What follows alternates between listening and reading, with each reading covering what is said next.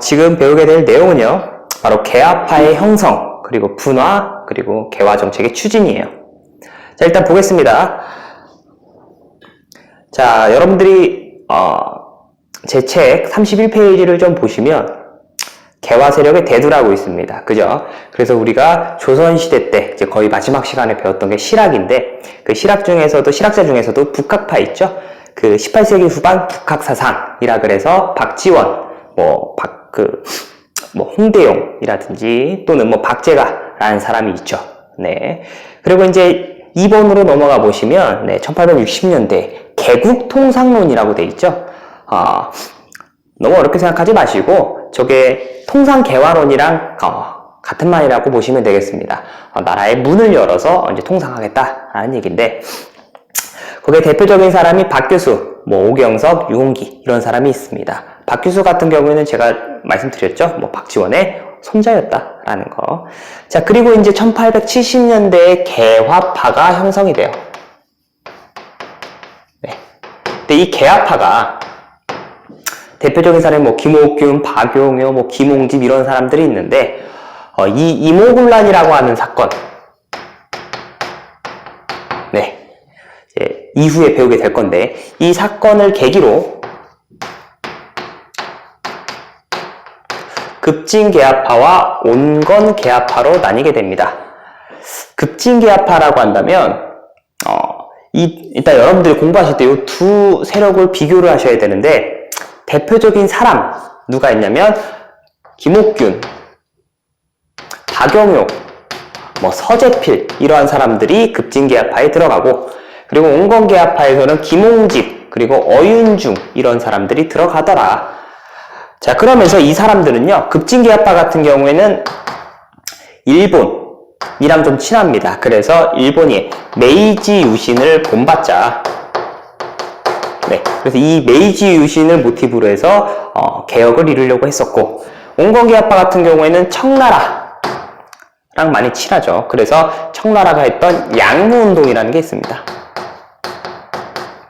네, 요거를 모티브로 해서 정책을 나가려고 하는 거죠. 간단하게 얘기해서 급진개화파 같은 이 메이지 유신은요, 서양의 기술이라든지 무기 같은 것도 이렇게 본받자가 아니라 그 본받자 이상으로 제도라든지 사상 같은 것도 싹 다 갈아엎는 거예요. 반면에 여기는 양무운동 같은 경우는 중화 사상이 좀 남아있어서 서양의 기술 뛰어난 거 인정. 그러니까 그거는 우리가 배울게. 근데 우리가 가지고 있는 그런 내용은 바꾸지 않을 거야. 성리학적인 사상이라든지 이런 건 안 바꾼다라는 거예요. 그래서 청나라에서도 양무운동 때 중체소용이라 그래서 중국의 몸체는 그대로 냅두고 서양의 기술만 받겠다. 이런 건데, 이거를 이제 우리가 또 배우게 되는 거죠. 모티브로 해서. 자, 그래서 여기 있는 급진개화파 같은 경우에는 문명개화론을 주장을 하고요. 문명개화론. 그 다음에 온건개화파 같은 경우에는 동도서기론. 네, 동쪽에 있는 성리학적인 사상 질서는 그대로 냅두고 서양에 있는 기술만 배운다라고 하는 거. 됐죠? 자, 그리고 표를 보시면은 제가 드려서 31페이지, 이분들 같은 경우는 청나라에 대한, 이 온건개화파 또는 정부가 했던 청나라에 대한 의지 정책을 굉장히 싫어해.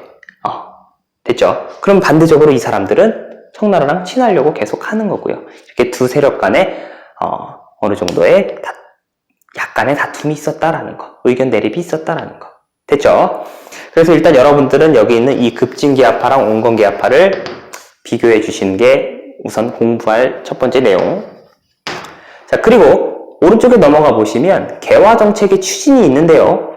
제도개혁 봅시다. 정치와 관련돼서는 통미기 무화문이라 그래서 개화 정책을 총괄하는 부서고요. 그리고 그 밑에 12사라는 것을 둬서 개화 업무를 관장하도록 하는 거죠. 자, 그 다음에 군사를 봅시다. 군사를 보시면 우리가 조선 후기 때 훈련도감을 시작으로 해서 여러 가지 어영청, 수어청, 총룡청 이런 식으로 해서 5군형이 완성되잖아요. 근데 거기에서 이제 2형으로 줄입니다. 그냥 부대 5개를 2개로 줄였다고 보시면 되겠고, 그 다음에 별기군이라고 하는 새로운 군대, 신식 군대를 설치하게 되죠. 그래서 이게 조선 정부에서도 신식 군대다 보니까 얘네들에 대해서는 지원이 좀 잘 나가. 근데 상대적으로 얘네에 대해서는 지원이 별로 안 들어가 있는 거예요. 그러니까 당연히 누가 불만이 있겠어? 여기 있는 사람들이 불만이 있겠죠? 그죠?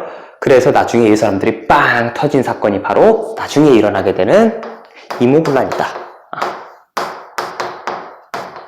라는 거. 됐죠? 여튼 그 다음에 외교사절단의 파견을 좀 봅시다. 자, 일본 같은 경우는요, 우리가 일본에 보낸 외교사절단, 첫 번째 수신사, 그리고 두 번째 조사시찰단이 있습니다. 그리고 청나라에 보낸 외교사절단은 영선사라 그러고, 마지막 미국에다가 보낸 외교사절단을 보빙사라고 해요. 네, 그래서 일단 여러분들이 조선이 어떤 나라에다가 보냈는가, 그리고 그 파견한 외교사절단의 이름도 알아두셔야 됩니다. 됐죠? 그래서 다시 한번 봅시다. 자, 일본에 수신사를 파견하는데 거기 1차, 2차, 3차라고 돼 있죠. 근데 2차를 봅시다. 김홍집이란 인물이 있죠. 2차 때 수신사로 갔던 김홍집이 우리나라에 가져왔던 게 바로 조선 책략이다 라는 거예요. 그죠? 그리고 조사시찰단 같은 경우에는 박정양, 어윤중이 중심이 돼서 일본의 근대 문물을 시찰하고 오는 거예요. 그리고 나서 이제 나중에 업무 보고, 보고서 같은 것도 내고요. 됐죠? 그리고 청나라 같은 경우는 영선사인데요. 이모군란 때문에 어쩔 수 없이 조기 귀국하긴 하지만 다시 돌아와서 우리나라에 기기창이라고 하는 무기 공장을 설치했더라라는 거. 그리고 보빙사라고 하는 거는 그 조미수호 통상조약의 결과로서 우리나라가 미국에다가 보냈다라는 거. 됐죠? 그래서 일단 여러분들이 공부하시는 거, 저기 있는 급진계합파, 온건계합파 구분해 주시고, 그리고 어떤 나라에 어떤 외교사절단이 가는데 그 외교사절단의 명칭은 뭐라고 했는가 또 외우는 게 2번 단원의 포인트라고 포인트라고 할 수 있어요. 알겠죠? 다음 시간에는요, 바로 우리가 개화파, 이제 바꿔야 된다라고 하는 얘기를 했다면 이들과 반대로 바꾸지 말고 우리 거는 지켜야 된다라고 하는 이 위정척사에 대해서 배우게 될 거예요. 일단 오늘은 여기까지 하겠습니다. 안녕.